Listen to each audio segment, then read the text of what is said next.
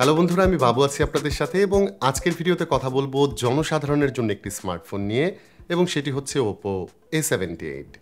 জনসাধারণ বলতে বোঝাচ্ছি ম্যাস পিপল, যাদের চাহিদায় থাকে ভালো ডিজাইন, ভালো ডিসপ্লে, ডিসেন্ট পারফরমেন্স, খুব ভালো ব্যাটারি ব্যাকআপ, ফাস্ট চার্জিং, ভালো ক্যামেরা সেটআপ এবং অবশ্যই ভালো প্রাইসিং। তো এইসব সেগমেন্টে Oppo A78 ম্যাস পিপলের রাস্তা অর্জন করতে পারবে কি পারবে না সেটা নিয়েই কথা বলবো আজকের ভিডিওতে।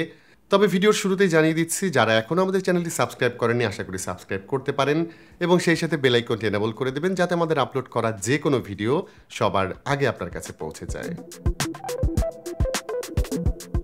Oppo A78 খুব সাইলেন্টলি কিন্তু রিসেন্টলি বাংলাদেশে লঞ্চ হয়ে গেছে এবং শুরুতেই জানিয়ে দিচ্ছি এর যে 4G ভ্যারিয়েন্ট সেটাই কিন্তু বাংলাদেশে অফিসিয়ালি লঞ্চ করা হলো এবং এটির হেডলাইনিং ফিচার হচ্ছে 67 ওয়াটের ফাস্ট চার্জিং সিস্টেম, ফুল HD AMOLED display, 8 GB RAM এবং 256 GB স্টোরেজ। প্রাইসিংটাও এখানে জানিয়ে রাখি, এটার প্রাইস হচ্ছে 27,990, মানে 28,000 টাকা। বক্স কন্টেন্ট হিসেবে আমরা পাচ্ছি স্মার্টফোনটি সাথে থাকছে ভালো কোয়ালিটির একটি টিপিইউ কেস, কিছু পেপার ওয়ার্কস এবং বেশ বড় সাইজের 67 ওয়াটের চার্জার। ওপো ক্লেম করেছে এটা দিয়ে 45 মিনিটের মধ্যে ফোনটি ফুল চার্জ করা যাবে। চার্জিং, ব্যাটারি ব্যাকআপ এসব নিয়ে একটু পরেই কথা বলছি, তার আগে এই ফোনের ডিজাইন নিয়ে একটু কথা বলা যাক। ফোনটি ফ্ল্যাট প্রোফাইলের, আগাগোড়া প্লাস্টিক বিল্ড, ওজন 180 গ্রামের মতো এবং থিকনেস কম থাকায় হাতে ভালো গ্রিপ পাওয়া যায়। দুটি কালারে পাওয়া যাবে এই ফোনটি, যার মধ্যে একটি হচ্ছে মিস্ট ব্ল্যাক, অন্যটি আমাদের হাতে থাকা ইউনিট সেটি হচ্ছে অ্যাকোয়া গ্রিন। ভালো বিষয় হলো আমাদের গ্রিন কালারের ফোনে ফিঙ্গারপ্রিন্ট বা স্মাজেস কিন্তু একদমই দেখা যায় না এবং ব্রাইট কালার হওয়ায় ফোনটা দেখতে অনেকটা প্রিমিয়াম লাগে। লুকের দিক থেকে আলো পড়লে এতে ডিফারেন্ট টাইপের টেক্সচার দেখা যায় এবং ওপো এই ডিজাইনের নাম দিয়েছে ডায়মন্ড ম্যাট্রিক্স ডিজাইন।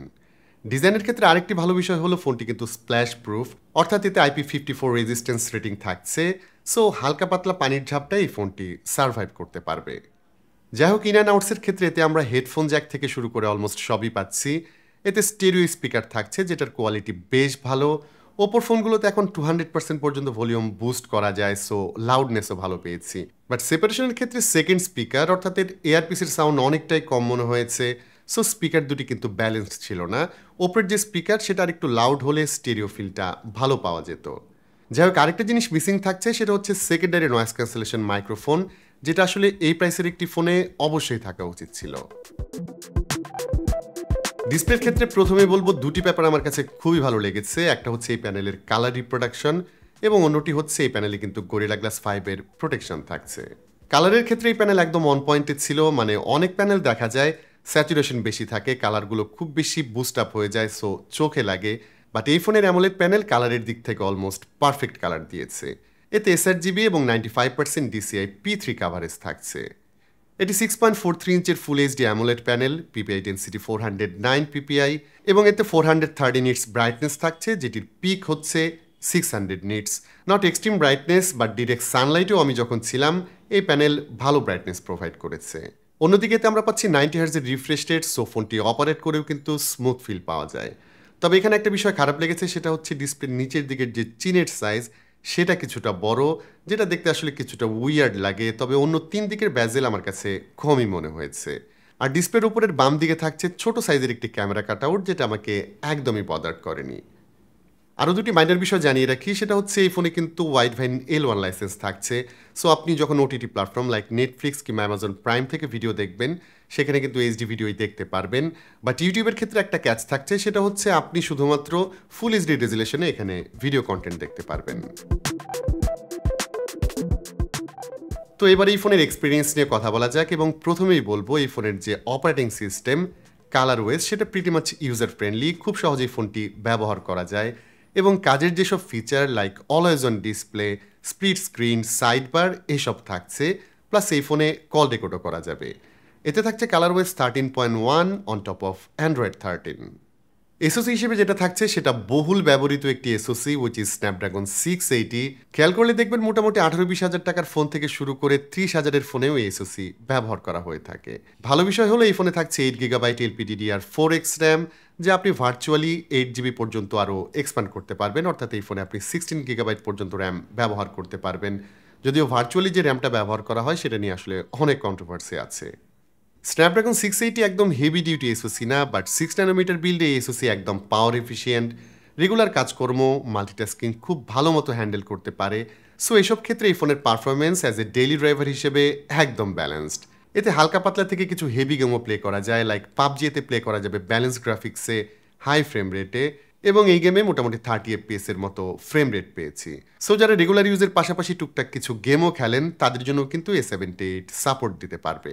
তবে এই ফোনের সবচেয়ে বড় বিষয় হচ্ছে লং লাস্টিং বা লংজিভিটির ব্যাপারটা, এবং এখানে দুটি বিষয় থাকছে। একটা হচ্ছে এই ফোনের স্টোরেজ কিন্তু 128 গিগাবাইট না, 256 জিবি এর স্টোরেজ। সো লং টাইম যারা ফোন ব্যবহার করে থাকেন, মানে অনেকদিন যারা একটা ফোন ব্যবহার করে থাকেন, 128 জিবি স্টোরেজ কিন্তু 1-1.5 বছর পরেই মোটামুটি ভরে যায়। সো এখানে 256 জিবি স্টোরেজ আরও লং টাইম সাপোর্ট দিবে। আরেকটা ভালো বিষয় হলো এই ফোনের যে স্টোরেজ থাকছে সেটা কিন্তু UFS 2.2, এবং এতে দুটি সিম ব্যবহার করার পাশাপাশি মাইক্রো SD কার্ডও আপনি ব্যবহার করতে পারবেন। লং লাস্টিংয়ের ক্ষেত্রে আরেকটা বিষয় হচ্ছে ওপো এই ফোনের ক্ষেত্রে ব্যাটারি হেলথ ইঞ্জিন ব্যবহার করেছে, যেটা তাদের হাই এন্ডের ফোনগুলোতে ব্যবহার করা হয়ে থাকে। এই প্রসেসে ফোনের ব্যাটারি অনেক দিন পর্যন্ত ইউজেবল বা হেলদি রাখা যায়। ব্যাটারি হেলথের বিষয়ে হয়তো অনেকেই জানেন, ফোন ব্যবহার করতে করতে, মানে রেগুলার চার্জ এবং ডিসচার্জ করতে করতে ফোনের ব্যাটারি ধীরে ধীরে ডিগ্রেডেড হতে থাকে এবং একটা পর্যায়ে ফোনে ভালো ব্যাটারি ব্যাকআপ পাওয়া যায় না। ওপো এই ফোনের ব্যাপারে যেটা ক্লেম করেছে সেটা হচ্ছে 1000 ব্যাটারি সাইকেল পূর্ণ হলেও ব্যাটারি হেলথ 88% থাকবে, এবং 4 বছর ব্যবহার করলেও ব্যাটারি হেলথ 80%-এর নিচে নামবে না। সো তাদের ক্লেম অনুযায়ী 4 বছর পর্যন্ত এই ফোনে ভালো ব্যাটারি ব্যাকআপ পাওয়া যাবে।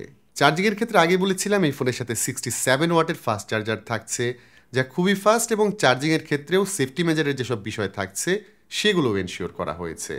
এই ফোনে থাকছে 5000 mAh ব্যাটারি, এবং এই সুপারফুক চার্জার দিয়ে মাত্র 45 থেকে 50 মিনিটের মধ্যে এই ফোনটি ফুল চার্জ করতে পারবেন। এবং ভালো বিষয় হলো এই 67 ওয়াটের চার্জার দিয়ে মাত্র 15 মিনিটের মধ্যেই ফোনটিকে 40%-এর ওপরে চার্জ করা যায়। চার্জিং ব্যাকআপ অ্যাজ ইউজুয়াল ছিল, মানে মোটামুটি হেভি ইউজ করেও এই ফোনে একদিনের ব্যাটারি ব্যাকআপ ইজিলি পাওয়া যাবে।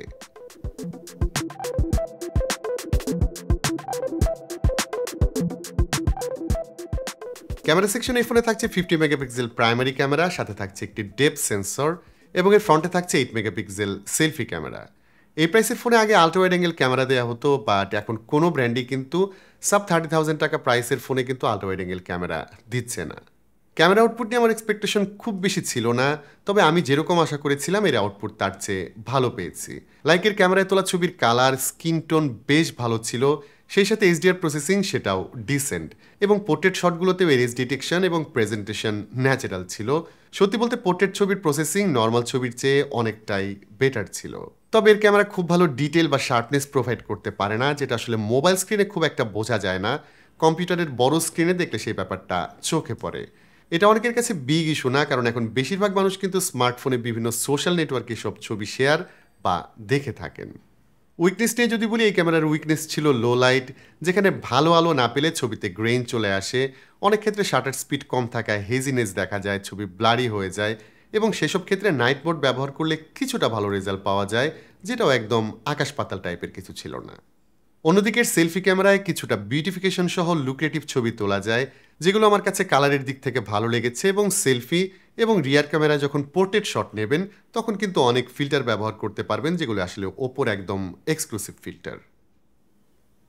ভিডিওর ক্ষেত্রে ওপো A78-এর ক্যামেরা অ্যাভারেজ ছিল, এবং ডাউনসাইড ছিল এতে 4K ভিডিও রেকর্ড করা যায় না, এতে শুধুমাত্র 1080 30 FPS-এ ভিডিও শ্যুট করতে পারবেন।